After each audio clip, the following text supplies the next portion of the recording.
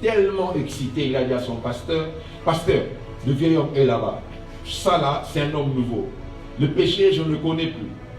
Et on dit après 2 semaines, on a rattrapé le frère en train de flirter avec son ex. On lui dit, mais qu'est-ce qui t'est arrivé? Et qu'en est-il du vieil homme? Il dit, pasteur, je ne savais pas que le vieil homme était capable de nager et de sortir de la piscine pour me rattraper.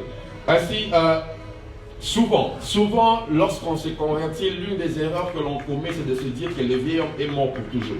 J'aime souvent dire que si tu veux tuer le vieil homme pour toujours, tu dois le tuer tous les jours. Je répète, si tu veux tuer le vieil homme pour toujours, il faut que tu le tues tous les jours.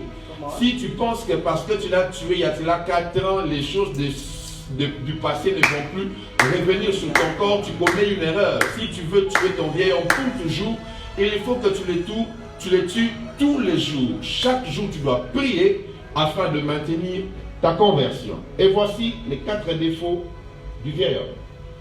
Le premier défaut du vieil homme, c'est la peur du changement. Le vieil homme préfère retourner dans le péché, retourner dans l'esclavage, que de souffrir un tout petit peu dans les déserts pour être transformé. Le vieil homme, pour lui, il préfère penser à la viande que les Égyptiens donnaient. Le vieil homme préfère penser aux concombres. Bizarrement, les concombres n'est pas bon. Mais le vieil homme pense aux concombres au lieu de se réjouir de rester un peu pendant le désert et de manger la manne pour être transformé. Le vieil homme ne supporte pas le processus du brisement. Le vieil homme n'aime pas le changement parce que le brisement est un processus qui fait mal. Mais ce que j'aime avec le brisement, c'est que le brisement enlève ce qui est de l'homme pour faire entrer ce qui est de Dieu. C'est ainsi, lorsque Dieu brise la côte de Jacob, Dieu demande à Jacob, qui es-tu? Homme de Dieu. Jacob a souffert d'un problème d'identité. Parce que lorsque Dieu était en train de parler à Jacob, en ce moment-là, Jacob était Ésaü. Il avait été béni au nom d'Ésaü par son père Isaac. Alors en ce moment où Dieu lui parle, il fait une réinitialisation. Il dit à Dieu, je suis Jacob. Donc il redevient Jacob parce qu'il avait la bénédiction d'Ésaü. Et bizarrement, Jacob dit à Dieu, bénis-moi, mais Dieu lui demande, quel est ton nom? En réalité, la bénédiction que Jacob devait avoir, c'était le brisement de son ancienne identité. Et Dieu lui dit, maintenant tu ne seras plus voleur ou Jacob, tu deviens Israël. Mais bizarrement, regardez ce qui se passe dans le brisement. Jacob demande à Dieu, maintenant quel est ton nom? Et Dieu dit à Jacob, pourquoi me demandes-tu mon nom? Mais c'est bizarre, on est dans une conversation, je me présente et toi tu ne veux pas te présenter. Non. Dieu était en train de faire comprendre à Jacob qu'il n'avait pas compris la vraie scène qui venait de se passer. Parce que Dieu, en lui donnant la nouvelle identité, il commençait à s'appeler Israël. Dans Israël, il y a 2 concepts. Il y a Isra et puis il y a El. Donc, il y avait le vainqueur et puis il y avait Dieu. Donc, Dieu était en train de dire à Jacob, comment toi, un homme brisé, peux-tu me demander mon nom alors que désormais je vis en toi? Donc, tu ne dois pas me poser la question de savoir quel est mon nom, car tu es devenu un révélateur de mon nom. Je suis venu dire à quelqu'un, lorsque tu respectes le processus du brisement, tu deviens un révélateur de l'identité de Dieu. Ce n'est plus toi qui vis, c'est Jésus qui vit en toi. Et le vieil homme ne supporte pas le changement. Le vieil homme n'aime pas le processus de la transformation. Et très souvent, lorsqu'on parle du brisement, homme de Dieu, on pense que Dieu a besoin de vider nos poches. Lorsque Dieu veut te briser, il n'a pas besoin de t'appauvrir. Si Dieu t'appauvrit, cela veut dire que la chose à laquelle était attaché ton cœur, c'est l'argent. Le brisement de Dieu a pour but de te détacher de ce à quoi ton cœur est attaché et non de vider tes poches. Ainsi, si tu es attaché à l'argent, Dieu te déconnecte de l'argent. Si tu es attaché à tes parents, Dieu peut tuer ton père pour que tu reviennes vers lui. Le processus du brisement est ce processus par lequel Dieu vient te déconnecter de ce que tu aimes plus que lui. Et le vieil homme ne comprenait pas qu'il aimait tellement la viande de l'Égypte plus que Dieu était obligé de le déconnecter d'abord de la viande pour qu'il mange la manne. Je suis venu dire à quelqu'un, n'aie pas peur de la transformation, peu importe ce que ça peut te coûter. N'aie pas peur du processus du changement. N'aie pas peur de ce que Dieu peut faire pour que tu deviennes un homme renouvelé. Je vais dire à quelqu'un ce soir, le vieil homme a peur du changement, mais tu dois l'obliger d'accepter le changement. Un homme m'a dit, lorsque tu remarques que tout autour de toi ne change pas, cela veut dire que le changement de ce qui est autour de toi doit venir de dedans de toi. Je vais dire à quelqu'un ce soir, les choses qui doivent changer dans ton environnement doivent commencer par ton changement à toi. Alléluia. Le vieil homme n'aime pas des pertes. Le vieil homme n'aime pas que Dieu puisse briser ce qu'il a.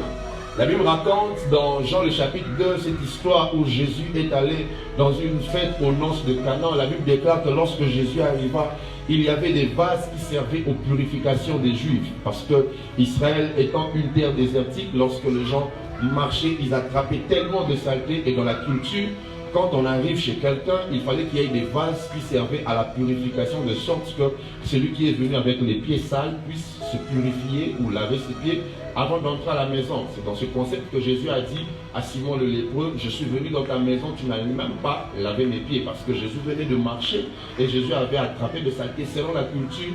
Et c'est pour ça même que Pierre dans Jean 13 avait refusé que Jésus lave ses pieds. Alors ils arrivent.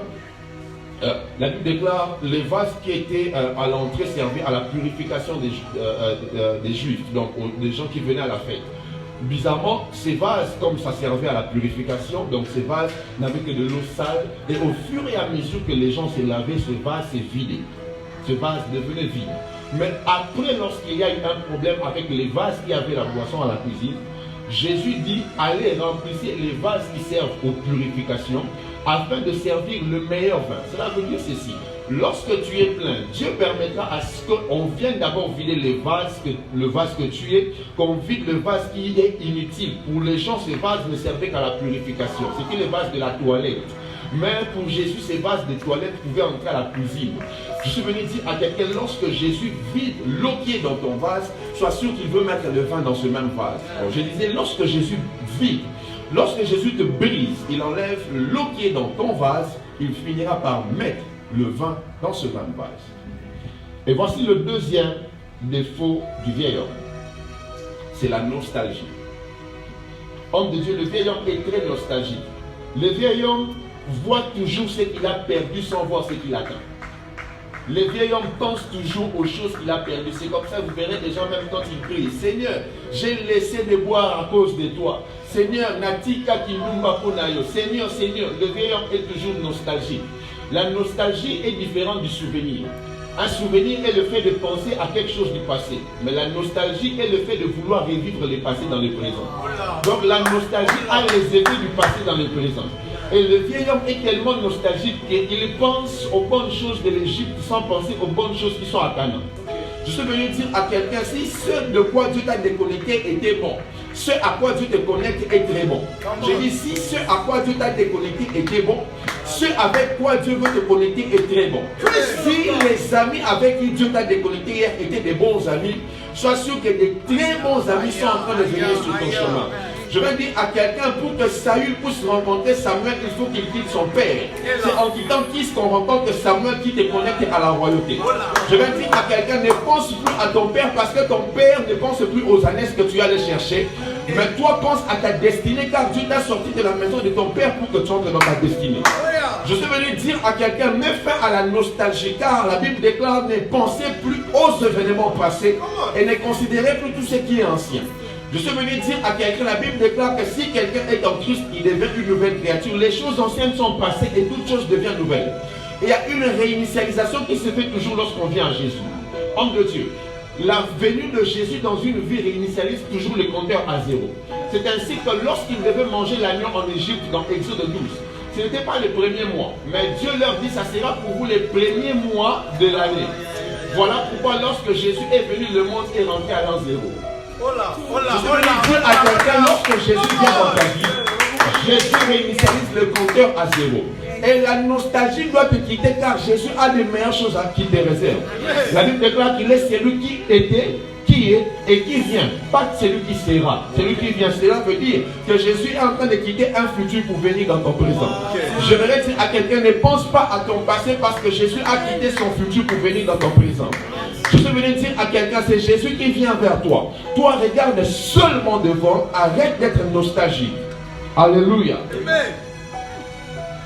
Le vieil homme est toujours nostalgique, homme de Dieu. C'est ce genre de personnes qui souvent se convertissent au nom de la prospérité. On ne vient pas à Jésus par la fenêtre de la bénédiction, on vient à Jésus par la porte de la conversion. On ne vient pas à Jésus par la fenêtre de la bénédiction ou par la fenêtre de la richesse. On vient à Jésus par la porte de la conversion. Et sois sûr que si tu es venu à Jésus par la fenêtre de la bénédiction, tu es un voleur qui est entré dans la maison d'autrui et quand on va t'attraper, je dis quand on va t'attraper, on pourra te taper parce que tu es entré par la fenêtre. Or le propriétaire de la maison n'entre pas par la fenêtre mais par la porte. C'est ainsi vous verrez des personnes. Il est venu, il pensait qu'en venant à Jésus, il aura directement un véhicule. Bien aimé, c'est l'évangile le plus bas de prêcher qu'on vient à Jésus pour avoir la richesse de ce monde. Je ne refuse pas cela. La Bible déclare chercher le royaume et la justice de Dieu et le reste vous sera donné. Homme de Dieu, il y a des choses qui se cherchent et des choses qui se donnent. Quand tu trouves ce qui se cherche, Dieu te donne ce qui se donne. Quand tu trouves le royaume, parce que tu as cherché le royaume, ce qui se donne, c'est le reste. Dieu te le donne. C'est une perte de temps de croire que si tu es venu à Jésus parce que tu pensais que tu deviendras riche, je vais te dire aujourd'hui, oui, tu deviendras riche, mais ne viens pas à Jésus à cause de la richesse, mais viens à Jésus à cause de Jésus. Merci. Alléluia. La nostalgie.